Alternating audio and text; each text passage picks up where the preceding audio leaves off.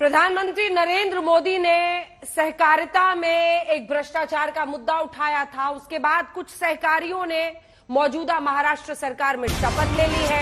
NCP के party के खिलाफ जाकर उन्होंने ऐसा किया है। प्रफुल्ल पटेल ने मुझे धोखा दिया है, मोदी जी जो कर रहे हैं वो लोगों को पसंद नहीं है। शरद पवार का ये बड़ा हमला उन नेताओं पर जिन्होंने आज शपथ ले ली है और दावा किया है कि वो एनसीपी खुद ही है, क्योंकि अजीत पवार ने कुछ देर पहले कहा था कि हम एनसीपी की तरफ से ही सरकार में शामिल हुए हैं। छगन भुजबल ने भी कहा कि पार्टी का जो चुनाव चिन्ह है वो भी हमारे साथ ही रहेगा। ऐसे में शरद पवार ने कहा है कि मुझे किसी ने इसके बारे में नहीं बताया, पार्टी के खिलाफ काम करने वालों पर कार्रवाई होगी। प्रफुल्ल पटेल का खास तौर पर नाम लेकर उन्होंने कहा कि उनके खिलाफ कार्रवाई होगी और उन्होंने मुझे धोखा दिया है। बड़ी खबर इस वक्त की है कि एनसीपी में घमासान का बिगुल बच गया है। शरद पवार ने कहा कि लोग हमारे साथ हैं, मैं नए सिरे से पार्टी को खड़ा करूंगा, लोगों के बीच जाऊंगा और बताऊंगा कि उनके साथ धोखा हुआ है। राम कदम विधायक और नेता भारतीय जनता पार्टी के महाराष्ट्र से हमारे साथ जुड़ गए हैं। राहुल लोंढे साहब प्रवक्ता शिवसेना शिंदे फैक्शन के हमारे साथ जुड़ गए हैं। शिवसेना की ही तरफ से अन्य मेहमान भी हमारे साथ जुड़ेंगे। आपको बता दें फैजान मिर्जा साहब नेता एनसीपी के हमारे साथ जुड़ गए हैं। आनंद दुबे साहब प्रवक्ता शिवसेना उद्धव बाला साहब ठाकरे ग्रुप के। आनंद साहब, मैं खास तौर पर आपका चेहरा देखना चाह रही थी कि आनंद प्लस है, आनंद माइनस है आज, क्योंकि साइकोलॉजिकल असर तो काफी आप लोगों पर भी पड़ रहा होगा। टूटे सभी बारी बारी, कुछ ऐसी हो गई है महाराष्ट्र की कहानी। विनोद अग्निहोत्री जी वरिष्ठ पत्रकार हमारे साथ स्टूडियो में यहां पर मौजूद हैं और चर्चा की शुरुआत करते हैं। और आज फैजान साहब आपके साथ शुरुआत करेंगे, क्योंकि आपके चेहरे के हाव भाव को पढ़ना बहुत मुश्किल हो रहा है, जैसे शरद पवार जी के हाव भाव को पढ़ना मुश्किल हो रहा था। कभी गुस्से में दिख रहे थे, कभी शांत दिख रहे थे, कभी हंस भी पड़ रहे थे। कई लोगों का यह मानना है कि प्रफुल्ल पटेल का वहां पर होना यह बताता है कि शरद पवार जी को जानकारी थी। शरद पवार जी साफ कह रहे हैं कि इन लोगों ने पार्टी के खिलाफ काम किया है। अजीत पवार कह रहे हैं कि मुझे सबका आशीर्वाद मिला है, सबकी सहमति से हुआ है। जब पूछा गया शरद पवार भी, तो उन्होंने कहा सब मतलब सब। और मैंने शरद पवार से फोन पर बात की है और शरद पवार जी इससे साफ इनकार कर रहे हैं। कौन झूठ बोल रहा है? कितना बड़ा झटका ये कि शरद पवार खुद ही हंसते हुए कह रहे हैं कि अब तो मेरे पास भी गिनती नहीं है कि मेरे पास कितने लोग बचे हैं। ये जो मसला हुआ है पूरा, ये मसलों की आदत पवार साहब को है कि ये सब फेस करने की आदत उनको है, पहले से ही है।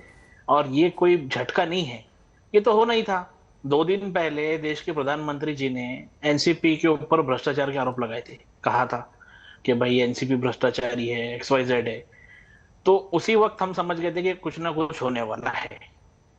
और आज आपने उसका नतीजा दिया संडे के दिन जो हुआ। तो लेकिन इसमें मेरा एक ही कहना है कि इससे हम लोग टूटेंगे नहीं, हम लोग और मजबूत हुए हैं और हम लोग आगे आकर महाराष्ट्र की जनता से न्याय मांगेंगे। जनता की अदालत में हम लोग खड़े होंगे। और भारतीय जनता पार्टी को मैं बस एक ही बात आज कहना चाहता हूं कि आसमान जो अपनी बुलंदी पर इतना इतराता है, भूल जाता है कि जमीन से नजर आता है। जमीन के लोगों को हकीकत दिखने लगी है। एक बात तो तय है कि मोदी राज में कोई संडे कोई मंडे नहीं होता है। तो अगर आपको आश्चर्य इस बात से है कि संडे को क्यों हो रहा है, तो संडे को भी सतर्क रहना उतना ही जरूरी है इस देश में अब। लेकिन फैजान साहब, इससे पहले कि राम कहां सतर्क थे सर, कहां सतर्क थे? सतर्क रहते तो बाला। एक सेकंड शरद पवार जी ने उद्धव ठाकरे के बारे में लिखा था। अभी तो कहा कि जिस दिन प्रधानमंत्री जी ने आरोप लगाए मिस्टर मिर्जा, उसी दिन ये होने वाला था। एक सेकंड मिस्टर मिर्जा, ये खुद शरद पवार जी ने लिखा ना अपने ऑटोबायोग्राफी में। उन्होंने लिखा अपने बायोग्राफी में कि राजनीतिक कौशल को लेकर उन्होंने प्रश्न चिन्ह खड़े किए उद्धव ठाकरे पर जब उनकी पार्टी टूटी। कहा जो राजनीतिक कौशल होना चाहिए था उसका अभाव दिखा उनमें। अब देखिए अपने ही भतीजे ने नाक के नीचे पार्टी का क्या हाल कर दिया। प्रफुल्ल पटेल एक तरफ, दूसरी तरफ छगन भुजबल और प्रेस कॉन्फ्रेंस कर रहे हैं। अजीत पवार उप मुख्यमंत्री पद की शपथ ले ली है और उनके साथ तमाम विधायक। क्या ये उनकी आंखों के नीचे हुआ ना? सतर्क होते तो कहां होता? राजनीतिक कौशलता की बात यहाँ पर की ही नहीं जा सकती, क्योंकि आज जिस तरह से पवार साहब राजनीतिक कौशलता के तहत इसको फेस कर रहे हैं, उन्होंने ये कह दिया है कि वो कल से बाहर निकलेंगे और जनता में जाकर जनमत मांगेंगे। इससे बड़ा राजनीतिक कौशलता कुछ इससे बड़ी राजनीतिक कौशलता कुछ हो ही नहीं सकती। और जनता ही, लोकतंत्र में जनता ही मालिक है, ठीक है। और जनता के बीच हम लोग जाकर इसका जवाब देंगे। राम कदम जी, वो सीधा आरोप लगा रहे हैं प्रधानमंत्री नरेंद्र मोदी के उस जिक्र पर जो उन्होंने सहकारिता घोटाले की, सिंचाई घोटाले का जो उन्होंने भोपाल में जिक्र किया। वो कह रहे हैं कि उसी का असर है, यानी आपकी वॉशिंग मशीन में धुलने आ गए सब। देखिए, पटना में जो विपक्ष दलों की बैठक हुई, खैर हम उसे बैठक नहीं मानते, नौटंकी मानते हैं, और उसमें एक हवा बनाने का प्रयास हुआ कि आदरणीय प्रधानमंत्री मोदी जी के सामने 2024 के चुनाव को लेकर के देश का समूचा विपक्ष साथ आ रहा है, और वो जो भी हवा बनाने का प्रयास था, वो गुब्बारा था, आज पूरी तरह से तहस नहस होता हुआ सारा देश देख रहा है। क्योंकि इसके जो मूल मुखिया थे, उनका जो दल था, वो दल आज पूरी तरह महाराष्ट्र में हमारे साथ सरकार में शामिल हुआ। अब इसके मूलतः दो बिंदु है। यदि आप व्यक्तिगत तौर पे अजित पवार जी का अगर खुद का एक व्यक्ति विशेष आप अगर देखो, तो वे डेवलपमेंट की बात करते हैं, डेवलपमेंट की विकास की बातों पर विश्वास करते हैं, और दल की सीमाओं के परे जाकर वे नेता को प्रशंसा करना, अगर कोई विकास की बात कर रहा है उसे उसकी आलोचना करना, अगर कोई गलत हो रहा है तो इस प्रकार से स्पष्ट बोलना, ये उनका स्वभाव मूलतः रहा है। और विगत 9 वर्षों में आदरणीय प्रधानमंत्री मोदी जी का काम और उससे पिछले 1 वर्षों में महाराष्ट्र में जिस प्रकार से वे सत्ता से दूर रहे और शिंदे जी और फडणवीस जी जिस प्रकार से काम कर रहे हैं, इन सारी बातों को जोड़ने के बाद उन्होंने भी आज ठीक है आदरणीय मोदी जी के कामों पर विश्वास दिखाया। रहा सवाल आपने जो कहा है कि जो भ्रष्टाचारों की बातों को उठाया कि यहाँ आकर कोई धुल गया, ऐसे नहीं है। जांच एजेंसियां काम कर रही है, वो अपना काम करेगी, पर जब देश का, राज्य का विकास, एक होलिस्टिक विजन से जब हम साथ आते हैं, तो पहला मुद्दा लोकतंत्र में क्या होगा, लोकतंत्र में हम सब मिलकर के विकास कैसे करें, लोकतंत्र के पायदान पर जो अंतिम व्यक्ति बैठा है उसके उत्थान की बात कैसे करें, इन बातों को हमें विशेष प्रायोरिटी देनी होगी। और उसी प्राथमिकता को लेकर के महाराष्ट्र में आज ये शपथ ग्रहण समारोह हुआ है। और अंतिमता में आपको बात बता दूं कि राम देखो, कदम जहां तक आंकड़ों, मुझे तो थोड़ी सी आपकी चिंता भी हो रही है। लाइटर नोट पे कह रही हूँ, गुस्सा मत करिएगा, मैं तो लाइटर नोट पे कह रही हूँ, आपकी चिंता हो रही है क्योंकि रोज सुबह उठ के आप जिन अजीत पवार के खिलाफ, जिन नेताओं के खिलाफ अब वीडियो बनाते थे, अब कहाँ उनके खिलाफ वीडियो बना पाइएगा, क्योंकि अब तो अब सरकार में वो लोग शामिल। लाइटर नोट पे कह रही हूँ, गुस्सा मत कीजिएगा, लेकिन ये काम था। अब ये जिन पर आप लोग सुबह से शाम तक आरोप लगाते थे, वो सारे अब आपके साथ आ गए।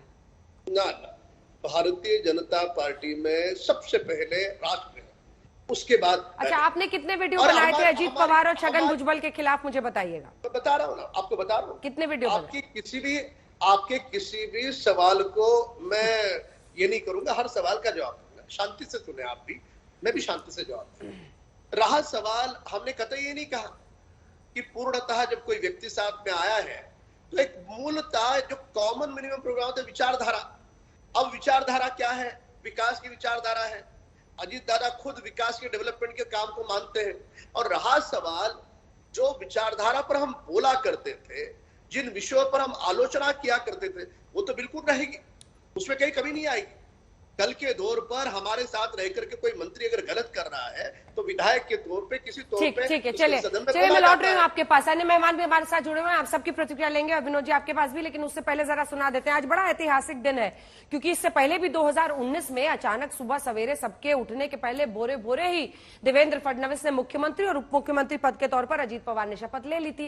लेकिन मामला तब पलटा, शरद पवार ने समझा लिया, बुझा लिया। लेकिन अब एक बार फिर से 2023 में ये बहुत बड़ी बगावत है, क्योंकि प्रफुल्ल पटेल, छगन भुजबल, 9 लोगों ने मंत्री के तौर पर आज शपथ ले ली है मौजूदा सरकार के साथ। पहली बार आमने सामने और खुलकर एक दूसरे के खिलाफ बोलते हुए नजर आ रहे हैं। चाचा और भतीजा आमने सामने हैं। हालांकि अजीत पवार का सीधा नाम नहीं लिया है, लेकिन प्रफुल्ल पटेल के नाम पर सहकारिता के मुद्दे को उठाकर यह कहा कि कुछ सहकारियों ने शपथ ले ली है। शरद पवार ने अपने अंदाज में हमला किया है। दोनों को सुनिए एक बार जरा। महाराष्ट्र के डेवलपमेंट के लिए और देश और मजबूत होना चाहिए और आगे जाना चाहिए, जो कुछ आज थोड़े बहुत प्रॉब्लम होते हुए वो सॉल्व करने के लिए भी सबने एकजुट होके उसका मुकाबला करना चाहिए।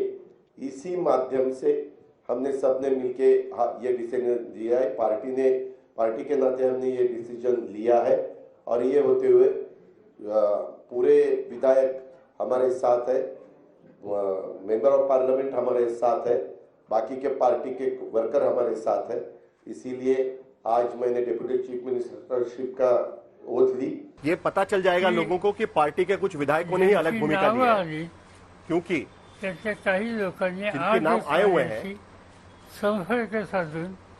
जिनके नाम आए हुए हैं उन्होंने ही आज मुझे संपर्क किया हुआ है और मुझे कहा कि मुझे बुलाया गया और मेरे सिग्नेचर लिए गए हैं, लेकिन हमारी भूमिका उनके साथ जाने की नहीं है, ये उन्होंने खुलासा किया हुआ है। अजीत पवार के साथ गए हुए कुछ विधायकों ने मुझे फोन करके कहा है कि हमारी भूमिका वो नहीं है। आज जब शरद पवार से ये सवाल पूछा गया कि आपके साथ जो लोग हैं उनको कैसे संभालिएगा आपके गुट में, तो उन्होंने कहा कि पहले तो मुझे देखने दीजिए कि मेरे गुट में बचा कौन कौन है। उनमें से एक जयंत पाटिल। अब कुछ जो नेता बचे हैं वो अपनी अपनी तरफ से अपनी लॉयल्टी और साबित कर रहे हैं। जयंत पाटिल का ट्वीट, मैं शरद पवार के साथ हूं। अब बहुत कम ही ऐसे लोग विनोद जी बचेंगे जो खुलकर ये कहेंगे। जल्दी से 2 लाइन का आपका रिएक्शन इस बात पर कि शरद पवार के पास क्या बचा। प्रफुल्ल पटेल, हालांकि उन्होंने कहा है कि प्रफुल्ल पटेल के खिलाफ कार्रवाई होगी। इतने करीबी हमेशा राइट हैंड माने जाते थे ना भाई, राइट हैंड माने जाते थे। प्रफुल्ल पटेल और शरद पवार हमेशा एक साथ देखे जाते थे, इनसेपरेबल, एकजुट। मुझे लगता है कि अंजना, जिस तरह के तेवर अब शरद पवार के देखने को मिल रहे हैं और उन्होंने कहा कि कार्रवाई होगी जिन्होंने ऐसा किया है और पार्टी अजीत, तो कहीं ये शिंदे 2 जैसा तो नहीं है मामला कि अब कल को एनसीपी में भी यही स्थिति हो जाए कि चुनाव आयोग में मामला जाए, चुनाव चिन्ह, झंडा, कार्यालय, ये पूछा गया उनसे तो उन्होंने कहा कि मैं ये सब लड़ाई में नहीं पढ़ना चाहता हूं, मैं जनता के बीच जाऊंगा, जनता तय करेगी। लेकिन अगर अजीत पवार पढ़ना चाहेंगे कि उन्हें चुनाव चिन्ह चाहिए, उनको पार्टी का झंडा चाहिए, दावा कर दिया प्रेस कॉन्फ्रेंस में, तो फिर मामला वही चुनाव आयोग में जाएगा और चुनाव आयोग फिर जिस आधार पर फैसला शिंदे के पक्ष में हुआ है, परिस्थितियां सारी वही है। विधायक जिस तरह से शरद पवार को छोड़ के उनके साथ जा रहे हैं, कल को सांसद भी जाएंगे। एक सांसद तो बैठे हुए हैं प्रफुल्ल पटेल। तो इस तरह से कई लोग ये कयास लगा रहे हैं कि हो सकता है केंद्र मंत्री बनने की उनकी फिर बारी आ जाए, क्योंकि उन्होंने दावा किया कि एनसीपी है हम, हमारे पास पार्टी भी है, हमारे पास चुनाव चिन्ह भी है। आनंद दुबे जी, आपके लिए तो ट्रॉमा को रिलिव करने वाला माहौल हो गया होगा, मतलब ट्रॉमा पार्ट 2 हो गया आपके लिए। ये नए नेता भी बन नहीं, अंजना जी, सदन में एनसीपी का नेता, ये बड़ी खबर आ रही है इस वक्त, 1 सेकंड रुक जाइए। जितेंद्र आवाड को बनाया गया सदन में एनसीपी का नेता। जितेंद्र आवाड सदन में अब एनसीपी की तरफ से नेता होंगे। बोलिए दुबे जी, ट्रॉमा पार्ट 2। नमस्कार। देखिए, कल अजीत दादा पवार का बयान था कि महाराष्ट्र राज्य सरकार के 1 साल पूरे हो गए, अब तक की सबसे असक्षम सरकार हमने देखी है। कोई ऐसा दिन नहीं बीता विरोधी पक्ष नेता होने के नाते जब उन्होंने भारतीय जनता पार्टी और एकनाथ शिंदे की जो सरकार है उसको पानी पी पी कर नहीं कोसा हो, और अचानक इतना बड़ा हृदय परिवर्तन। तो इसके पीछे महाशक्ति है, वॉशिंग पाउडर भाजपा, दूध सी सफेदी भाजपा से आए, बशर्ते आप भाजपा के नजदीक आए। तो ये किसी से छुपा नहीं है। आदरणीय प्रधानमंत्री जी ने भोपाल में भरे मंच से 3-4 पार्टियों के करप्शन की बात की, उसमें सबसे बड़ा नाम एनसीपी का लिया और अजीत दादा पवार और उनके साथ हसन मुशर्रफ और अदिति तटकरे मंत्री पद की शपथ ले लेती है। तो ये लोग ये जो भरबना चाहते हैं, जनता को एक प्रकार से गुमराह करना चाहते हैं कि देखिए भैया हमने तो कुछ नहीं किया, अजीत दादा पवार हमारे पास आ गए हैं, नैतिकता के आधार पर मोदी साहब के विकास के रथ में बैठना चाहते हैं, पूरे विश्व के नेता हैं मोदी साहब, तो हम क्या करें, अब अजीत दादा भी उनको अपना नेता मान रहे हैं। ये जो झूठ और प्रपंच का एक जो षड्यंत्र बीजेपी कर रही है ना, उसकी कलई देश के सामने खुल गई है। और आज जो आदरणीय शरद पवार साहब ने अपने प्रेस कॉन्फ्रेंस में स्पष्ट कहा है कि ऐसी घटना मेरे साथ पूर्व में भी घट चुकी है, मैं स्वयं सड़कों पर निकलूंगा, मैं जनता के बीच जाऊंगा, मैं फिर पार्टी खड़ी करूंगा। अरे ये एमएलए एमपी ये शरद पवार साहब के नेतृत्व से चुन के आते हैं। ये पार्टी का जो नेतृत्व होता है, जैसे हमारे उद्धव बाला साहब ठाकरे जी, आज जनता उनके साथ है। ठीक है, कुछ नेता चले गए तो क्या हुआ, वोटर कार्यकर्ता वो तो आज भी पार्टियों के साथ होता है। ऐसे कितने लोग भी आए जाएं, कोई फर्क नहीं। लेकिन जिस प्रकार से भारतीय जनता पार्टी ने एक नया खेल शुरू किया है हमारे लोकतंत्र में, ये आने वाले समय में अंजना जी अच्छी बात नहीं है। और ये भारतीय जनता पार्टी और कलंकित हुई है। आज पूरे महाराष्ट्र को, पूरे देश ने देखा है कि जो घटनाक्रम आज हमारे यहां घटित हुआ है, आज का एक कलंकित दिन मैं इसे कहूंगा, क्योंकि आपने एक पार्टी को तुड़वाने में मदद की, उन लोगों को मंत्री बनाया केवल इसलिए कि महागठबंधन की जो शक्ति बढ़ रही थी उससे आप कहीं न कहीं परेशान थे। आपको मालूम था। आपकी भावनाओं को मैं पूरी तरह से समझती हूँ, आपके आवेश को भी मैं समझती हूँ और सब कुछ समझती हूँ, उसका सम्मान भी करती हूँ, लेकिन प्रफुल्ल पटेल क्यों गए? आदरणीय शरद पवार साहब ने कहा कि मैंने छगन भुजबल जी से बात की कि ये जो खबरें आ रही हैं जरा आप इसे देखिए, वो खुद मंत्री बन गए। तो मैं पुनः आपसे पूछ रही हूँ, हालांकि मुझे ये सवाल फैजान साहब से पूछना चाहिए। एक सेकंड अंजना जी, आप जो ये थ्योरी देते हैं ना आनंद जी, थोड़ा सा ये समझना होगा कि क्या सब पर वो लागू होता है या फिर वो विनेबिलिटी फैक्टर भी देखते हैं, यानी जीत, क्योंकि आज छगन भुजबल ने कहा कि पार्टी में अंदर खेमे में ये बात चल रही थी कि मोदी ही दोबारा 2024 में आएंगे। मैं आपको बताती हूं, गुरुवार को दिल्ली में बैठक हुई थी, प्रफुल्ल पटेल, सुप्रिया सुले की तस्वीर थी शरद पवार के साथ, और ये राष्ट्रीय कार्यकारिणी की बैठक दिल्ली में हुई थी, दिल्ली के कॉन्स्टिट्यूशन क्लब में, और उसमें अजीत पवार नहीं थे। ठीक है, प्रफुल्ल पटेल बैठे हुए थे, शरद पवार बीच में, दाईं तरफ प्रफुल्ल पटेल, बाईं तरफ सुप्रिया सुले। और प्रफुल्ल पटेल पर कौन सा केस चल रहा है मुझे बताइए, और प्रफुल्ल पटेल क्यों गए हैं? प्रफुल्ल पटेल जी जिस बिल्डिंग में रहते हैं, जहां उनका ऑफिस है, वो पूरी बिल्डिंग सीज है और वहां ईडी ने एक प्रकार से अपना अस्थायी कार्यालय बना दिया है। उनके ऊपर इंक्वायरी चल रही है, तो वो क्यों गए? दुनिया को पता है कि लोग ईडी और सीबीआई के डरों से जा रहे हैं। राम कदम जी, मतलब यही तो कहना चाह रहा हूं, सारे के सारे अच्छा, ये आपने जानकारी में करेक्शन कर दिया। बताइएगा बाकी जो 9 है उन सब पर कुछ ना कुछ केस है। राहुल जी, आप काहे इतना हंस रहे हैं? देखिए जवाब रुकिए राहुल लॉन्डे जी, थोड़ा सा रुक जाइए। नहीं मैं आनंद यहाँ पर हाँ, ये उद्धव गुट के नेता और उनके पूरे दल के लोगों की मति भ्रष्ट हो, इनको 99% लोग छोड़ चले गए। घर अच्छा, के प्रफुल्ल पटेल की बिल्डिंग में ईडी ने दफ्तर बना लिया है। मैं आ रहा हूँ। इनके घर के नौकर चाकर से लेकर के खून के रिश्ते के भाई चले गए, उसके बाद भी ये कौन सी दुनिया में? ये जो भी बात बता रहे हैं वो सारी बात बुनियादी सच नहीं है। इस बात को स्वीकार करना होगा कि सारा देश जानता है कि 2024 में मोदी जी ही प्रधानमंत्री बनेंगे। अब जो 2-2, 3-3, 4-4 टर्म चुन के आने वाला विधायक, उनको क्या बताने की आवश्यकता है? जब सबको दिख रहा है मोदी जी के सिवा इस देश को कोई विकल्प नहीं है, सारे विश्व ने इस बात को स्वीकारा है, उसके पश्चात यदि कोई विधायक, यदि कोई सांसद उनके उस विकास के काम पर अपना सिक्का अगर लगाता है, तो इस पर भी उद्धव ठाकरे गुट के नेताओं को टिप्पणी करनी है। मूलतः इस बात को समझने का भी प्रयास करें। आप ऐसे नेता के पीछे थे जो नेता अपने घर के बाहर भी नहीं निकलते थे, और ये हम नहीं कह रहे, जिनकी गोद में बैठे हो वे श्रीमान शरद पवार जी इसके पूर्व कह चुके हैं। इसके लिए सत्य को स्वीकार करो, और आज का वर्तमान सत्य यह है कि महाराष्ट्र में भारतीय जनता पार्टी एक मजबूती के साथ सरकार में है, और पूरे देश में जो माहौल बनाया था समूचे विपक्ष दलों ने मोदी जी के खिलाफ गुब्बारा बनाया था, वो पूरी तरह से आज तहस नहस हुआ, यही इसका अर्थ है।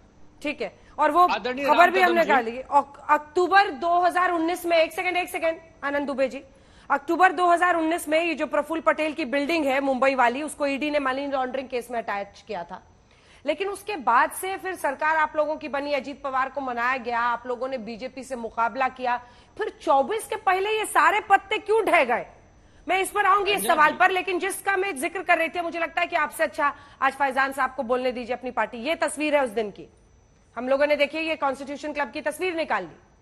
मंच पर दाईं तरफ प्रफुल्ल पटेल बैठे हैं और बाईं तरफ आप देख रहे हैं सुप्रिया सुले को, और देखिए पोस्टर में जो तस्वीरें भी लगी हैं बस इन तीनों की लगी हुई है।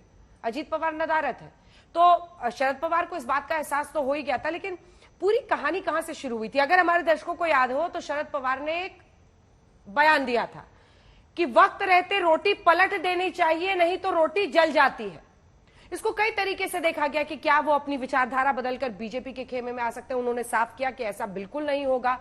फिर अजीत पवार को लेकर फिर अध्यक्ष पद छोड़ना चाहता हूं मैं, जो किताब का उनका विमोचन था उस दिन लोगों ने मनाया समझाया अपनी पत्नी के साथ, बल्कि उस दिन वो बैठे हुए थे। प्रफुल्ल पटेल का चेहरा उस दिन सबसे ज्यादा उतरा हुआ दिख रहा था, सबसे मायूस छगन भुजबल और प्रफुल्ल पटेल ही दिख रहे थे। और आज देखिए अजीत पवार बीच में, एक तरफ प्रफुल्ल पटेल एक तरफ छगन भुजबल। तो ये पॉलिटिक्स का स्वरूप है। 2019 में ये बिल्डिंग सीज हुई थी प्रफुल्ल पटेल की, 4 फ्लोर्स जिसमें सीज हुए थे फैजान साहब, और अब जाकर और उसके बाद से आप लोगों ने अजीत पवार को वापस आके सरकार बनाई महाराष्ट्र विकास अघाड़ी की। प्रफुल्ल पटेल बोलते रहे बीजेपी के खिलाफ। ये 24 के पहले अब जब कुछ महीने बचे हैं तो फिर क्यों ये सारे पत्ते ढह गए? और एक सवाल इसमें जोड़ रही हूं फैजान साहब, क्या 23 तारीख को जो महागठबंधन की या फिर जो विपक्षी दलों की बैठक हुई पटना में, वो भी एक वजह बनी? कुछ पार्टी में नेताओं ने क्या इस पर रोष जताया था, विधायकों ने, कि राहुल गांधी उसी मंच पर मौजूद थे और हम लोग नहीं चाहते हैं उनके साथ गठबंधन करना या उनके नेतृत्व में आगे काम करना? ये भी एक वजह बनी क्या? नहीं, ये जो आप 23 तारीख की महागठबंधन की बैठक की बात कर रही है, हाँ। इसका इस सिनेरियो से कोई लेना देना नहीं है। ये सीन परसों के दिन जब प्रधानमंत्री जी ने बयान दिया कि 70,000 करोड़ का भ्रष्टाचार में लिप्त है एनसीपी, इस तरह का, उसके बाद में ये जो अभी प्रफुल्ल पटेल साहब है और ये है, तो इन सबका हृदय परिवर्तन हो गया। तो ये कहीं ना कहीं से दबाव तंत्र की राजनीति हो रही है महाराष्ट्र के अंदर, जो जनता देख रही है। ये दबाव तंत्र क्या इसलिए प्रभावी हो रहा है क्योंकि दाग तंत्र चलता रहा महाराष्ट्र में? सीधा सपाट सवाल, सीधा बिल्कुल जवाब नहीं, बिल्कुल नहीं, वरना शर्ट में इतने दाग लेके क्यों घूमने की वॉशिंग मशीन में सब डल जाए? नहीं, मुझे बताइए, what is the conviction rate of ED? जितने लोगों पर अभी तक ईडी ने कार्रवाई की है, कन्विक्शन रेट ही नहीं है। अभी परसों के दिन दिल्ली की एक न्यायालय का टिप्पणी है इस मामले में, कहा है न्यायालय ने कि इलीगली अरेस्ट किया गया था किसी को, 17 दिन तक के हिरासत में रखा गया था। तो उस पर भी मैं यही बता रहा हूँ कि ये झूठे केसेस में फंसाने वाली जो राजनीति चल रही है, उससे बचने के लिए भी हो सकता है ये दबाव तंत्र से। और बदनाम कर दे रहे हैं भारतीय जनता पार्टी, जिस तरह से महाविकास आघाड़ी को 2019 से पूरा बदनाम करती आई है, तो उसी के वजह से पूरी महाविकास आघाड़ी तितर बितर हो गई है, टूट चुकी है। लेकिन हम मजबूती के साथ जनता के बीच जाएंगे और महाराष्ट्र की जनता 2024 में भारतीय जनता पार्टी को इसका जवाब देगी। ठीक है, राम जी इसका जवाब आप दीजिएगा। लेकिन राहुल जी, आप बहुत मुस्कुरा रहे थे, आप लोगों को बहुत मुस्कुराना नहीं चाहिए, क्योंकि अब तो जो मंत्री पद मिलने वाला था कई विधायकों को, तो चला जाएगा उस तरफ। अब एनसीपी की भी हो जाएगी हिस्सेदारी। वो कह रहे हैं कि मुख्यमंत्री बदल जाएगा। देखिए मंत्री पद कितना आप लोगों को मिलता, सब अब जाएगा ना एनसीपी को, 9 मंत्री उनके। अंजना जी, हाँ राहुल जी, अंजना जी, 20 जून 2022 को एकनाथ शिंदे साहब ने जब उठाव किया था, तब 9 मंत्रियों ने रिजाइन दिया था। मतलब 9 मंत्री अपने मंत्री पद छोड़ के एकनाथ शिंदे साहब के जुट गए थे। इसलिए हमारे जो विधायक है उनको मंत्री पद की ज्यादा कोई चिंता नहीं है।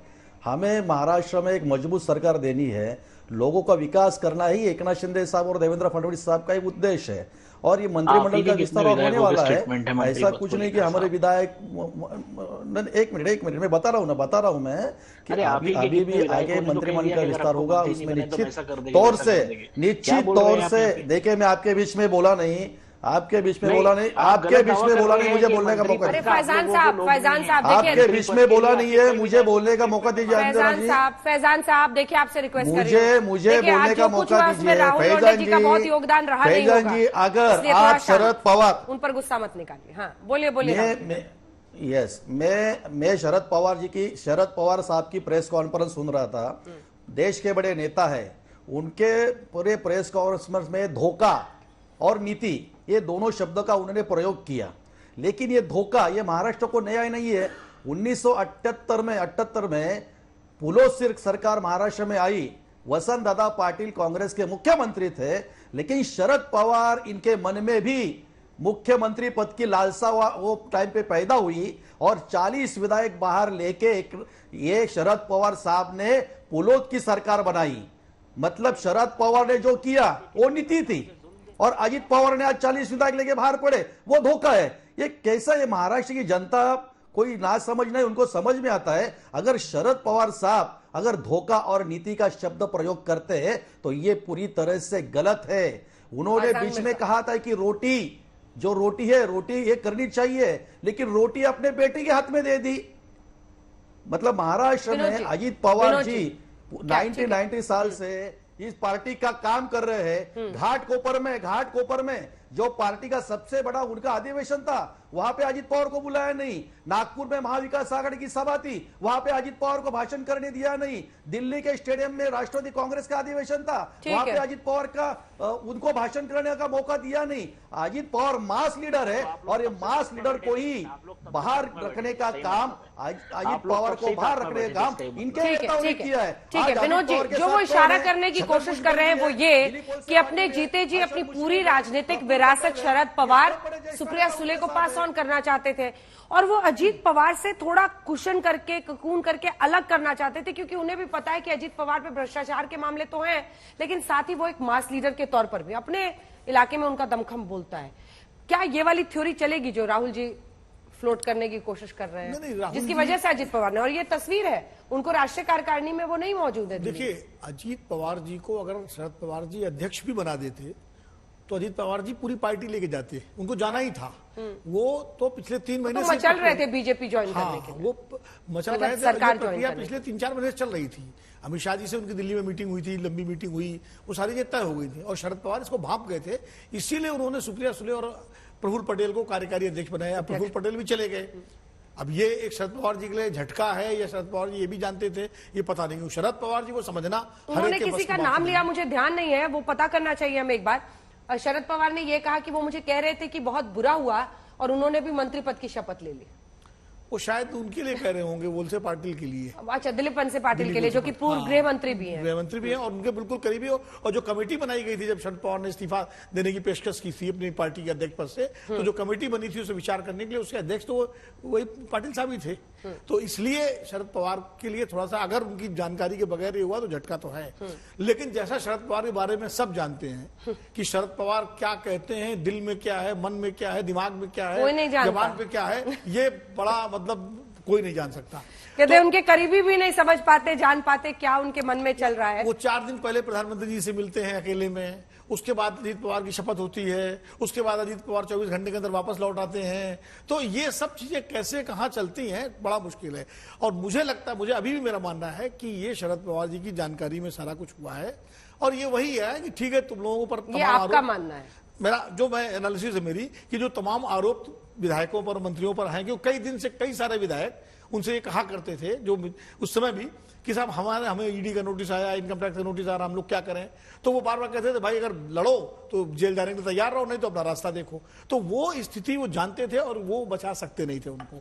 तो उन्होंने एक तरह से कह दिया भैया जिसको जाना है जाओ, और अभी फिलहाल जब तक चुनाव नहीं वहां रहो, फिर देखी जाएगी, मैं इधर हूं तुम उधर हो, जिस 24 में जैसी स्थिति बनेगी वैसा देखेंगे। क्योंकि ये तो प्रैक्टिकल पॉलिटिक्स शरद पवार से ज्यादा बेहतर तो कोई जानता ही नहीं। 2000 आप देखिए 14 में जब शिवसेना और बीजेपी चुनाव के बाद अलग अलग हुए तो एनसीपी ने तो सरकार बचाई थी बीजेपी की।